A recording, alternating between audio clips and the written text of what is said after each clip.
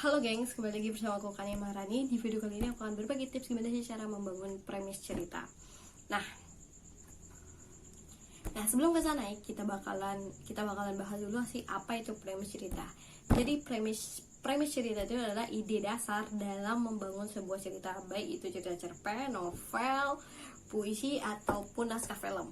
Nah, setiap dari karya sastra yang aku sebutin tadi itu pasti ada ide premis ceritanya kayak gitu.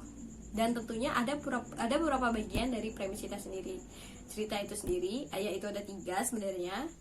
Nah, oke, tapi aku tambahin lagi satu karena ini memang flavor dari aku sendiri. Nah, yang pertama itu ada tokoh. Jadi tokoh itu adalah orang yang memerankan karakter. Yes, tokoh itu adalah orang yang memerankan sebuah karakter. Nah, di tokoh itu sendiri biasanya kalau kalian gak asing di cerpen ataupun novel, itu biasanya ada tokoh yang protagonis, antagonis ataupun tritagonis. Nah, jadi misalkan tokoh protagonis itu tokoh yang sangat baik lah, yang memang image-nya sangat baik. Nah, sedangkan untuk tokoh antagonis itu berlawanan dari yang tadi. Jadi antagonis itu yang dia punya image itu sangat jahat kayak gitu. Misalkan mungkin let's say kayak Voldemort misalkan, ataupun kayak Thanos yang mungkin sering nonton film. Nah, and then tokoh tritagonis. Jadi tritagonis itu adalah sebagai tokoh penengah antara tokoh protagonis tadi dengan antagonisnya. Nah, kayak semacam penengah antara dua belah pihak lah kayak gitu. Nah, yang kedua itu ada karakter. Jadi karakter itu adalah semacam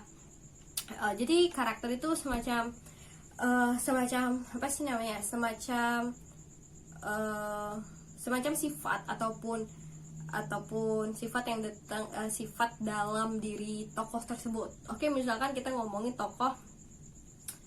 Oke, kita bakalan ngomongin tokoh siapa tuh ya? Harry Potter gitu. Nah, dia punya karakter. Nah, dia punya karakternya misalkan karakternya baik hati, ramah kayak gitu. It's the karakter di luarnya kayak gitu. Itu karakter luarnya. Nah, kayak itu. Karakter dalamnya kenapa sih dia bisa sebaik itu, seramah itu dan segala macam. Nah, itu ada alasannya. Oke, atau kita pakai contoh yang lain. Oke, misalkan nah, karakter itu kan ada faktor internal sama faktor eksternalnya ya. Oke, misalkan kita bakalan ngomongin karakternya Kale misalkan, yang udah nonton Story of Kale. Nah, jadi kan Kale itu kan nama tokohnya. Nah, dia punya karakter baik, ramah, suka senyum. Nah, kayak gitu. Itu karakter yang ada di eksternalnya dia tuh kayak gitu, di luarnya. Tapi di satu sisi kenapa dia menolak si Awan kayak gitu. Nah, karakter internalnya adalah ternyata dia punya hubungan masa lalu. Nah, dia punya hubungan sama masa lalu sama mantannya, karakter Kale-nya ini. Jadinya itu yang ngebuat dia akhirnya menolak Awan. Jadi faktor internal itu semacam the reason dari alasan kenapa sih dia melakukan hal tersebut, semacam backgroundnya, apa sih yang melatar belakangi misalkan si karakter kalian itu melakukan hal. Oke, next kita lanjut, yaitu ada konflik. Jadi konflik itu adalah sebuah permasalahan dalam sebuah cerita. Nah, jadi konflik ini penting banget supaya ada bumbu drama dalam sebuah cerita dan akan ada puncaknya nanti. Dan tentunya konflik itu adalah konflik yang baik konflik internal ataupun eksternal gitu.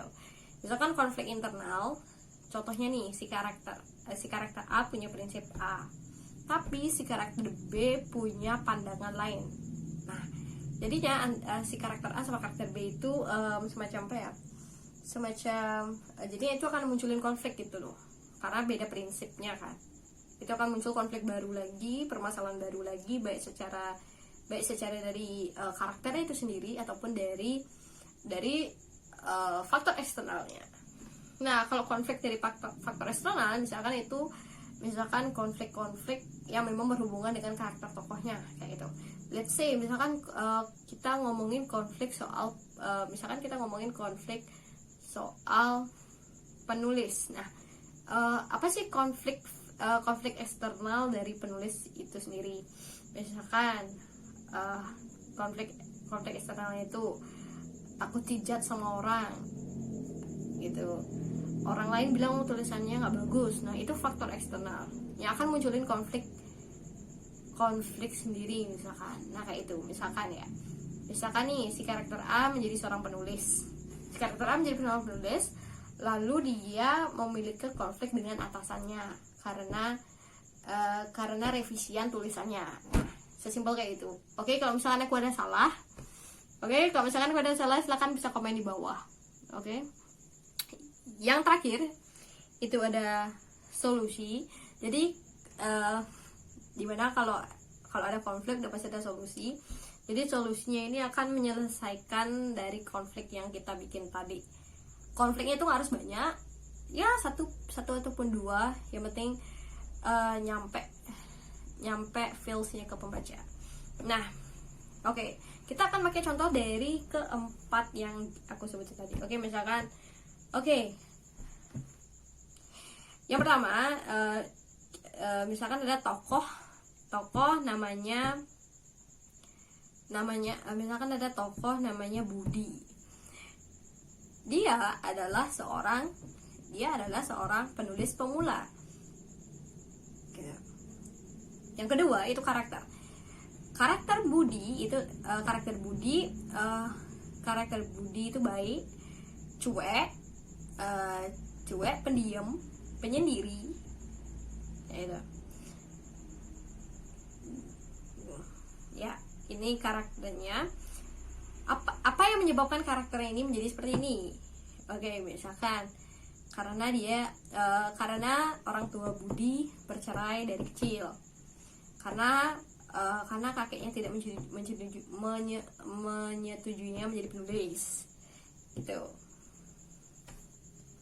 Terus itu karakter internal, kenapa si Budi bisa sampai kayak gitu, sampai semenyendiri itu kayak gitu misalkan.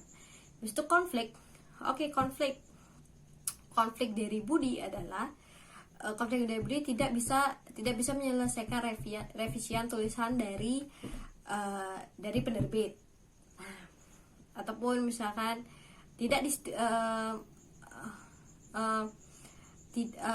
misalkan konfliknya itu terjadi pertikaian kecil di kantornya yang membuatnya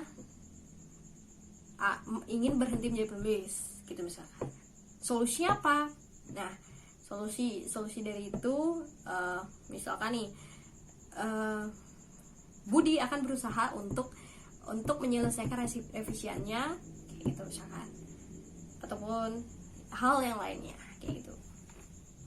Thank you so much buat teman-teman yang udah nonton. Terima kasih banyak buat yang udah meluangin waktu untuk nonton ini. Oke, kalau misalkan aku ada salah-salah dan mau ngasih kritik dan saran, silakan banget untuk di kolom chat, di kolom komentar, ataupun di email aku pribadi. Thank you so much. Bye bye.